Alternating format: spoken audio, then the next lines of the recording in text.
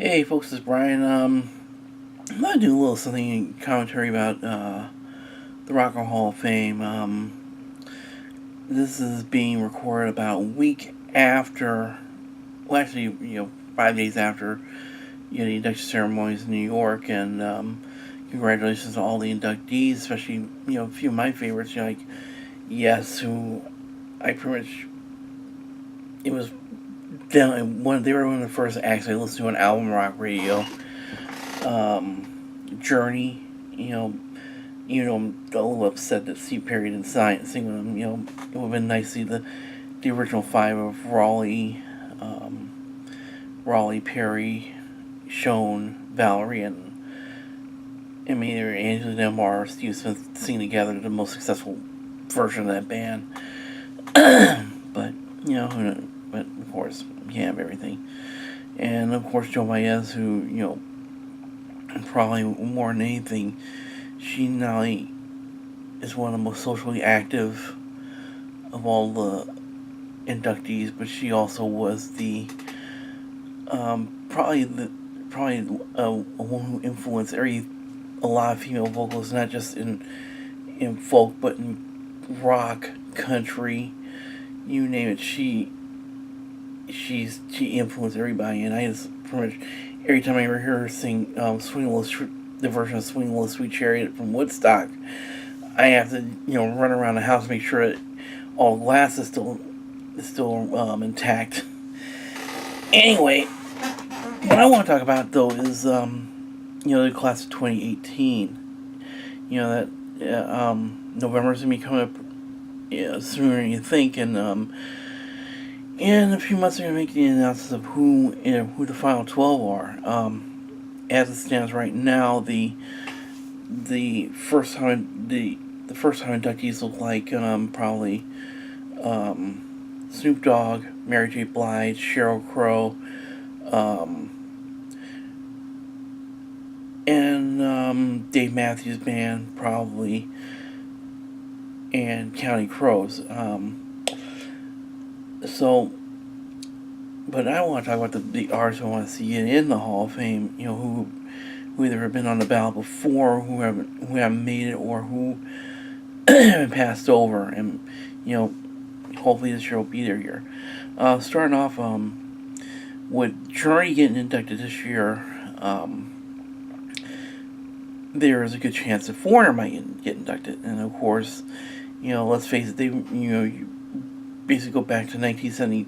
They've been eligible since 2001, or 2002, when of course the first Foreigner album got released in 1977, and let's just say you would like to see them get inducted. They might not have been critical darlings, but they were still one of the top selling acts in history, and hopefully you get the original six members, and of course Foreigner was originally a six-piece band before they pared down to a four-piece. And you like to see guys like, besides Mick Jones and Lou Gramm, Ian McDonald, Ricky Willis, Ed Aguilardi, Al Greenwood,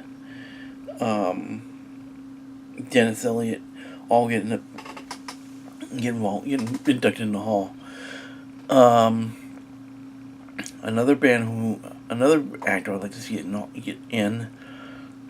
And that also could open up the door for bands like Styx, Kansas, the so-called corporate rock acts.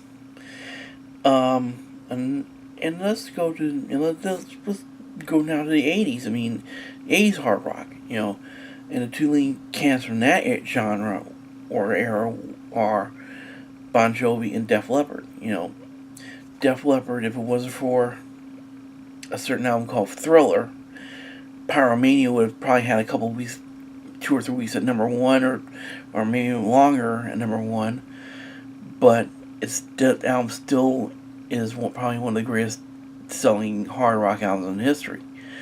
Another art, and let's face it, they've been through enough. Their story, we're Gowan and of course the rest, the whole history of that band, they probably deserve it. That would probably get him in. Should get him in. Hopefully get him in the Hall. Bon Jovi, they start off as, a lot of people call them a hair band when they started out, but they've been one of the few bands that have changed their style over times, and of course, they've gone from being the hard rock band to more like the working class rock and rollers. And hopefully, if they do get inducted, we get to see a reunion between John Bon Jovi and Richie Sambora. Stranger things have happened. Then you get to the bands who were nominated this year. Jay Giles, sadly, of course, the Rock and Roll Hall of Fame blew it by not putting him in, and Jay Giles, of course, we were going to kick out Tupac or Pearl Jam, but Jay Giles, the founding member of the band, he may have been the lowest key member. The band was still named for him. He died just the day before this recording was made. I made this recording. The Cars should be inducted. They were through mostly early to mid '80s. They were one of the top selling acts and probably one of those influential acts. And Shaka Khan, Janet Jackson, they were on the list this year. But here's another, and then of course we go to progressive rock. With Yes getting inducted this year, we could possibly see. Hopefully, this will finally open the door for ELP. Though sadly, ELP, two of the three members, Greg Lake and Keith Emerson, I should say. Greg Lake and Keith Emerson died. Keith Emerson from, unfortunately, taking his own life, and Greg Lake from suicide. Greg Lake from cancer. Oh, brother. Got a little tired right here.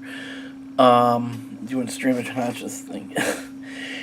And also, this could open the door for the Moody Blues to finally get in.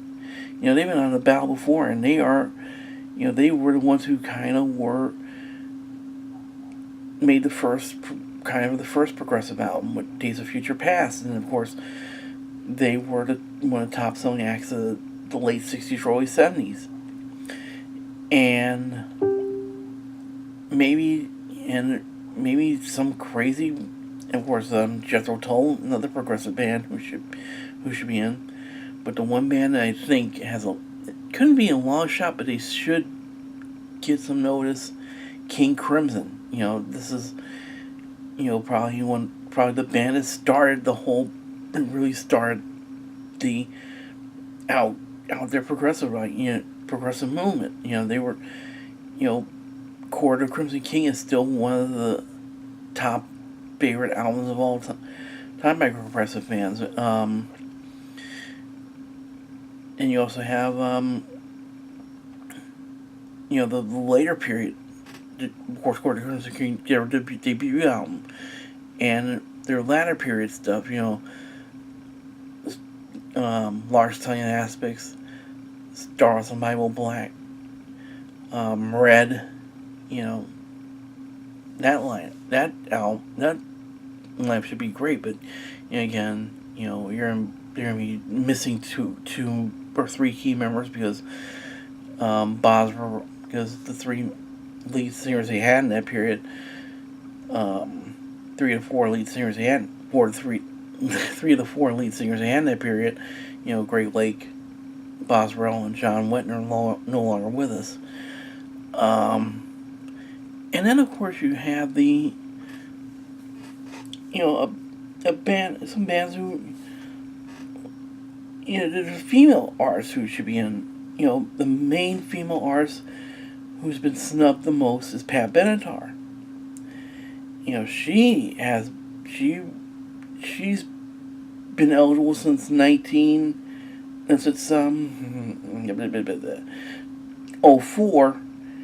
and she should have been, and she was probably the top selling female artist of the 80s, but yet for some reason the Hall voters have ignored her, because they think that, they'd probably say, oh, well, Jarrell was whole hair back. But she still sold records, though. And of course, another female artist who I think should have some consideration, Cher. Yeah, Cher. She's had top 10 hits in the 60s, 70s, 80s, 90s, and the 2000s. And yet, for some reason, I think they still hold against her, for being held back by Sonny, But, anyway, those are some of my choices for the Hall of Fame. Hopefully, this next year we'll see what we will see. Anyway, bye for now, and hopefully we'll see what this takes us. Bye.